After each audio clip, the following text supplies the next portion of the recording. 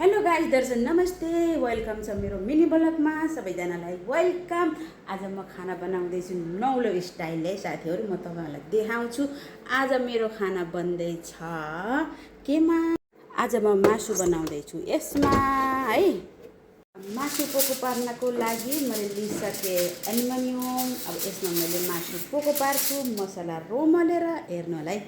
अब मासु धुन पर्यो छर्लक्क मैले कागजतिर नुन लगाएर राखिसकेको छु धोएर। अब त्यसले यसलाई राम्रोसँग धुनु पर्यो नि त, त्यसको लागि म आधी कागती राखिसकेँ।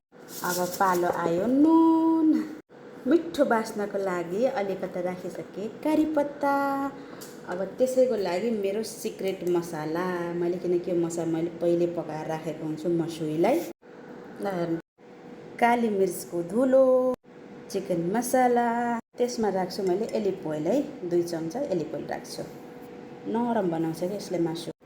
भुटेको जिरा पाउडर, जिरा होइन जिरा पाउडर यो मसला नि म आफै बनाउँछु, गरम मसला। अब अलिकति बेसार, अब बेसारले स्वाद दिने त होइन, त्यही पनि राख्न पर्यो होइन। अब म यसलाई मजाले रोम्छु।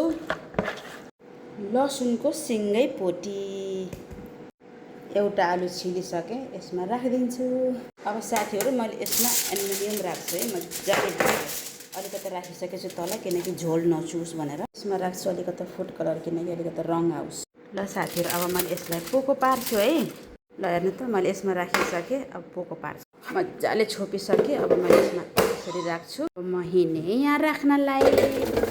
ल अब मासुको यहाँ छ है, यहाँ आलुको हुन्छ, नागेसको हुन्छ, मासुको चाहिँ लास्टमा छ। अब मैले बटाइदिएँ। अब यो आफै पाक्छ, आफै पाकेपछि टुट टुट गर्छ। लास्टमा देखाउँछु है साथीहरु कस्तो इजी भएन त, सजिलो खाना। अब भात बनाइदिन्छु सेतो अनि खान्छन्, त्यही हो मेरो काम आजको सजिलो खाना। ल साथीहरु मेरो मासु पाकिसक्यो, मेरो होइन कि कुखुराको मासु है। म खोलेर देखाउँछु।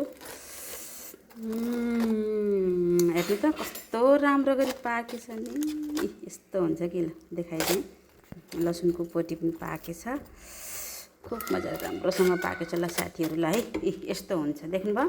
ल साथीहरु ल भिडियो लामो भयो, पकाएको खाएको सबै देखाउँदाखेरि है। अब खाएको देखाउँदा लामो हुन्छ। आजलाई यतिसम्म, अब फेरि अर्को भिडियोमा मिलौँला। By by.